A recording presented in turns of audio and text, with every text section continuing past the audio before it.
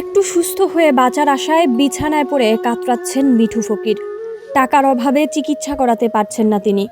15 মাস আগে সুপারি গাছ থেকে পড়ে কোমরের হাড় ভেঙে যাওয়া অসহায় যুবক। সুন্দর এই পৃথিবীতে মিঠু বাঁচতে চায় সকলের সাথে। তিনি যে কতটা অসহায় তা তার চোখে স্পষ্ট। চোখে মুখে অসহায়ত্বের গ্লানি। খুব অসুস্থ, আমার দেখার মতো কেউই নাই। পিরোজপুরের নাজিরপুর উপজেলার দেউলবাড়ি দোবরা পুকুরিয়া গ্রামের মোয়াজ্জেম ফকিরের ছেলে মিঠু ফকির। জীবিকার তাগিদে ছোটবেলা থেকেই সুপারি গাছে উঠে সংসার চালায় তিনি।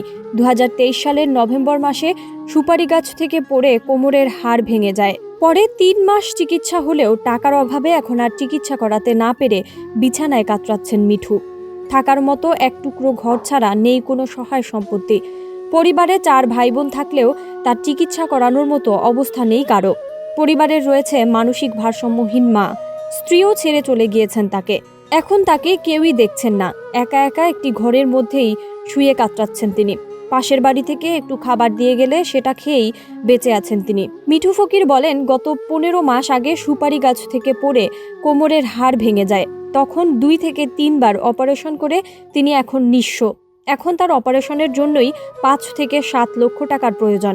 এই ব্যয় মেটানো তার পক্ষে কোনোভাবেই সম্ভব নয়। তিনি দেশবাসীর কাছে একটু সহযোগিতার আশায় বেঁচে আছেন।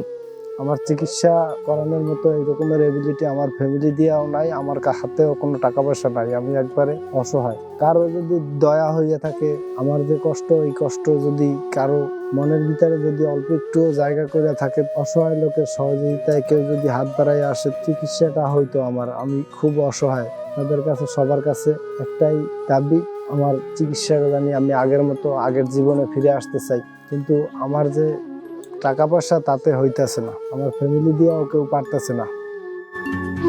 মিঠুর এই ব্যয়বহুল চিকিৎসার খরচ মেটাতে দেশের সামর্থ্যবানরা সহযোগিতার হাত প্রসারিত করবেন বলে এলাকাবাসীর প্রত্যাশা। গাছে উদ্যোগ নিচে পড়ছে, পরে মেরুদণ্ডে গন্ডগোল হয়েছে। মেরুদণ্ড এবং নাভি নিচ হইতে পা পর্যন্ত কোনো বল শক্তি কিছুই নেই, কিছুই সে অনুভব করতে পারে না, এবং ওনারে দেখার মতন কেউ নাই এখন। ওর পরিস্থিতি খুব একটা ভালো না। পিছনের সাইডগুলো এখন একবারে পচা শুরু হয়ে গেছে। খুব দ্রুত ওরে উন্নত চিকিৎসার আওতায় না আনা গেলে এই লোকটা এখানে একদিন আইসে আমরা হয়তো নিঃশ্বাস নাও পাইতে পারি। যার জন্য আমার অল দেশের বাইরে প্রবাসী যারা আছেন সবার কাছে মিনতি করে বলছি, আপনারা দ্রুত ওর জন্য কিছু সহযোগিতা করেন, না হলে এই লোকটাকে আমরা বাঁচাইতে পারতেছি না। দেশবাসীর কাছে বলতে চাচ্ছি, যাতে 10 জনে 1 টাকা করে দিলে 10 টাকা হয়, আর একজনেও 10 টাকা দিতে পারে। এরকম যদি আমরা সবাই একটু সহযোগিতা করি, তাহলে ওর চিকিৎসাটা খুব ভালো হবে। অর্থের অভাবে যেন থেমে না যায় তার চিকিৎসা। সুস্থ হয়ে উঠবে মিঠু, এমনটাই প্রত্যাশা সবার।